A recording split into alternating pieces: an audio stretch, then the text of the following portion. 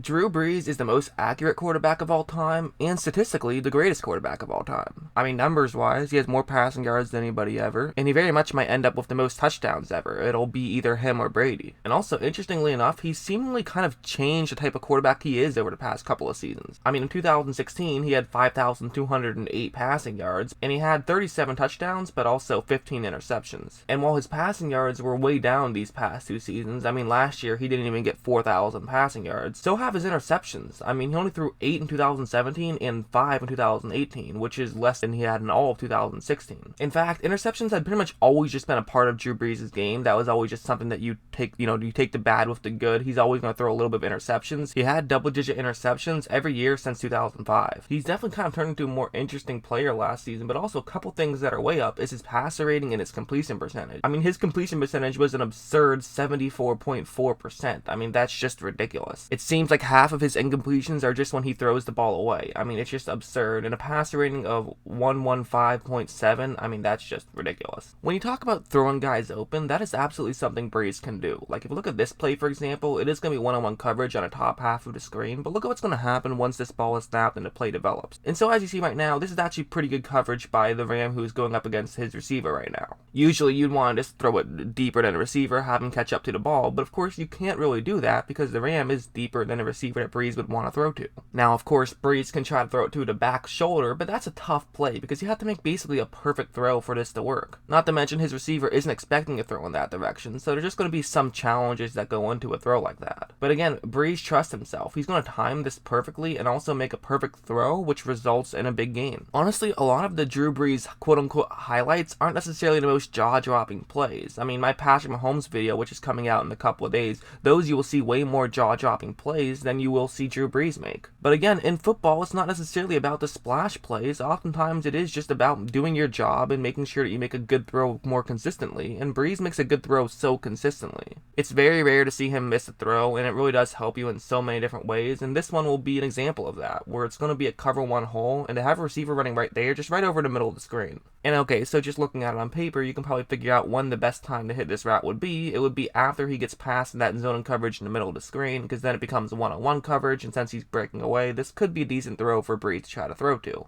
However, of course, the whole point of a cover one hole and having a linebacker who's in that middle of the screen is you want to take away that angle, because that is usually a great angle against man coverage just right over the middle. Because watch, as you see once this play develops a little bit, you'll see that really right now would have been the ideal situation for Brees to make this throw, because the window would have been much larger. But since there's another Ram in the middle of the screen, Brees has to wait until his receiver gets past him. So Brees is going to be starting his throw right now as opposed to finishing his throw right now. But even with the much smaller window, Brees can still easily just make it through there and be able to pick up a decent gain. It's again just his insane accuracy, and it's not just insane accuracy as in he will have some throws that are just incredible, but it's insane accuracy in the sense that he will make incredible throws consistently. That's what sets him apart from debatably every quarterback in the league. I mean, I personally think that Drew Brees deserves to be in the conversation for greatest of all time. I mean, it's too hard to say exactly who greatest of all time is. For one thing, you are talking about eras, but I don't buy into the fact that Tom Brady is just the undisputed GOAT and you can't even argue somebody else. You can make a strong argument for Drew Brees. Who would I say? Well, it's kind of hard to say, so I'll cop out and say either one of them could be greatest of all time, but I definitely think Drew Brees is definitely in the conversation. We'll kind of have to see how the last couple of years of these guys play out. Because if Tom Brady plays for 3 more years and Drew Brees this is his last year, well then Tom Brady probably would end up having the edge. But I don't buy into Tom Brady has 6 rings, Brees has 1, so therefore Tom Brady is the GOAT. To me, that's not rational. And again, this is all kind of just a tangent because this isn't an all-time list, obviously. Otherwise, Brady and Brees would be number 1 and 2, at least in terms of this past era. Because Dan Marino throwing for 5,000 yards in '84 is also worthy of conversation. But again, this is the right now list, so let's just talk about who Drew Brees is right now, and who he is right now is still an incredibly good player. I think one criticism Drew Brees has gotten is that his deep ball towards the end of the season, he kind of missed some deep balls, but honestly, I think that's probably more of a small sample size than anything. Well, I suppose it is possible that his age caught up with him a little bit. It seems unlikely considering the fact that during the middle of the season, his deep ball was fine. Like on this one, it's going to be a cover 2 man, and what the Saints are going to do is first they're going to have their number 1 receiver on the bottom half of the screen run that route right there. And the reason why they're running that route is the idea is that now their opposing defender who's going to be on the bottom right hand corner of the screen will then move up to the top half of the screen to make sure obviously he's taking away that Saint. So then they can have another receiver on that route right there, which hopefully all he has to do is get open, and then their would be one-on-one coverage deep down the field. That's the way this play is, in theory, going to work. And as you see after this ball is snapped, this play is going to work out exactly the way you would want it to if you are a Saints fan. Because first off, yep, the Ram who's on the bottom right-hand corner of the screen does in fact run over to make sure that he's covering up that Saint. And the receiver Brees wants to hit is very much open right here. But of course, worth mentioning, Brees can't just air this one out and throw it into the end zone, because if he does that, well then potentially the other Rams safety could run back to the bottom half of the screen and get into this play. But watch this throw. This is exactly a perfect throw actually. Even though it looks like maybe you should have thrown it a little bit farther, that's not really what you want to do. You want to make sure that you're throwing that one where your receiver can definitely make a catch. If he threw that one farther, there would have been a very real chance for a Ram to come over and honestly just take his head off, deliver a big hit, and he could have dropped the ball. It was a good throw from Brees, and that's what led to a big reception. There's also some more just traditional plays that Brees does very well. Like if you take a look at this one, it's going to be a cover 3 zone, and so what New Orleans is going to do is first just have a receiver run deep down the field to try to sort of widen up that gap if possible. And then this could open up that gap in the middle of the screen, and since the Saints have that receiver running right there, this could make that gap even bigger. It's going to work out. I mean, after this ball is snapped and the play develops, you will see it work out. I mean, as you see, he's just about to get open. But what I like about Brees is look at his perfect timing on this one. I mean, that's the exact spot you want to hit him, where the window is as big as possible. And that's one of the things that makes Brees so effective, is he is a vet who has been playing this game for a long time.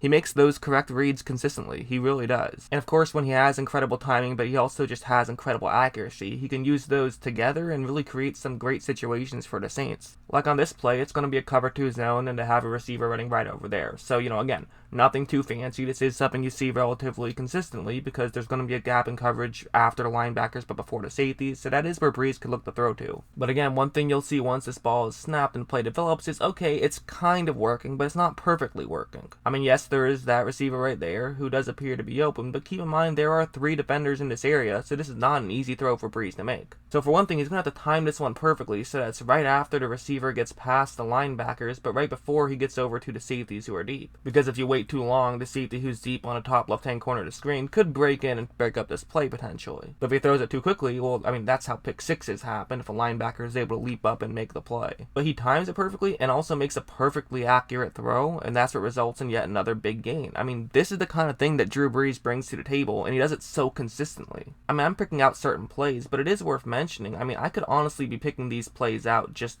at random, and it would almost definitely still be as impressive. I could have just shown a handful of plays and just done that and made a video about it, and I probably still could have been able to make a pretty compelling video just because that's how consistently good he is. Consistency is kind of a hard thing to convey on a breakdown unless I were to make 50 plays, but then nobody would watch all of that. So, you kind of have to just show some of his more memorable plays. Brees is ridiculously good. I think we all know it. It is pretty crazy how, despite the fact that he has 5,000-yard seasons, he's never won an MVP. I mean, it does seem like no matter how good of a season he has, there always just happens to be somebody who comes along and has a better season than him. And then the years that he's really had his tremendous seasons, the Saints just weren't good those years, so people aren't going to vote for MVP for a guy who has a team that doesn't make the playoffs. Which is kind of silly, because obviously you can be the most valuable player even on a team that doesn't make the playoffs, but that's just how voting works. But again, there are some negatives that people will bring out about Drew Brees. There are some people that would say, well, this is what I don't like about Drew Brees at this point in his career. And I mean, the guy is getting up there in age. I mean, when you're in your 40s, definitely any minuscule thing, people will kind of explode to a degree. But it should be mentioned, this guy did miss some deep balls, and this one was one of them. It was in the playoff game against Philadelphia, and it's going to be a cover 3 zone, and what they're going to do is have that receiver just run a go route right over there. Since it's play action, it could potentially fool some Philadelphia Eagles players, and that actually is what's going to be happening as the Philadelphia player runs way too far in, and now Brees' receiver is easily open. And not just that, but if you look at Brees,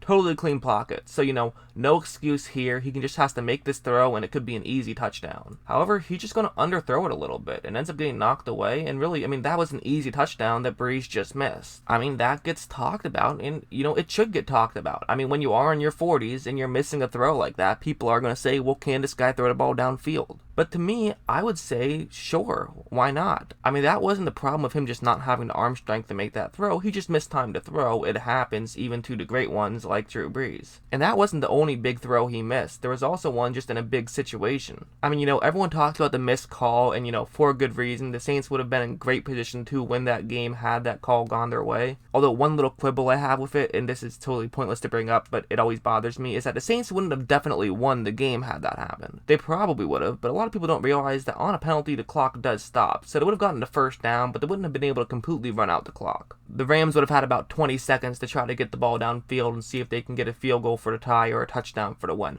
Again, still a long shot, 99.9% chance the Saints still win it, but not a guarantee. So that's one of those small things that always bothers me, is people say that the Saints would have won had that call gone their way. Well, maybe not. However, there's also one other key way they could have gotten themselves in that situation, and that was with this play. There's 1 minute and 58 seconds left in a tied game, and the Rams have 2 timeouts left. It is a first down and 10, and what the Saints are going to do here is something pretty simple. It's going to essentially just be a pick play. It is going to be man coverage, so what they're going to do is have the number 2 receiver just sort of get in the way of that Ram right there. They'll send the other receiver out right over there, and then Brees hits that receiver. They're able to pick up some yards. It might go for a first down, or it might just go for 5 or 6 yards, but either way, it's creating an easier situation further in this play. However, Brees ends up just missing this throw. He throws it too low. I mean, it happened. It has to be mentioned that on a big play in a big moment, he missed the throw. I know people will also point to his interception in overtime, but to me, that wasn't really his fault. That was just, he got hit as he was throwing. The ball kind of floated up there. I mean, you can't really blame a quarterback too much for something like that. But that throw, you can blame him on. He just missed the throw. There's no getting around it. So, do I hold those things against Drew Brees? Well, not really, no. I mean, this isn't a guy who has ever struggled in the postseason by any means. In fact, he's a guy who elevates his play in the postseason. I mean, I can't think of a quarterback who has had worse luck than Brees over the years. With this call, you also got to think back to the Beastquake thing, and of course, the Minneapolis Miracle 2 years ago. So that's where I have Drew Brees. I hope you guys enjoyed this video, and as always, thanks for watching.